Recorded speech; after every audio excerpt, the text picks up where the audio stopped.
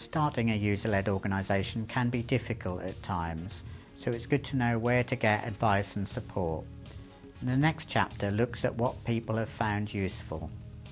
We are part of SENPO, which is the South East Network of Disabled People's Organisations, and Spectrum is a member of that too. I think they helped set it up.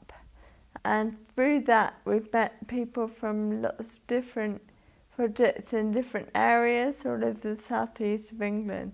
So that's really interesting to find out what they're doing and how they've made it work. And people have been very good. If I've said, can we come and see what you're doing? They've all said yes. So I think that you just have to have the courage sometimes to ask people, and if you ask them, they are prepared to offer you some help.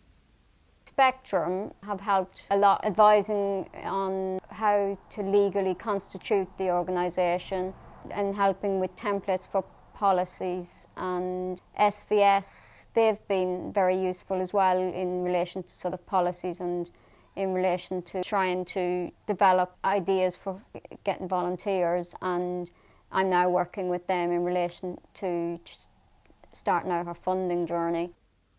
What I'm pleased about is our working together with organisations like Spectrum, Society of St James, Parent Voice and the Rose Road Association, and the richness of community groups that are out there doing really, really meaningful things, actually very, very meaningful community things. And for me, being part of a wider movement of similar groups is probably my most enjoyable bit, that we're not alone.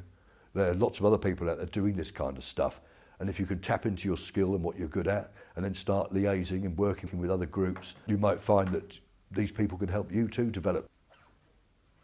And we all learn from each other, and that diversity is really important because there's not one way, there's all different ways of doing it. Who's out there in the community that has got the skills and the strengths that you need to help you grow your group? And how can you support each other?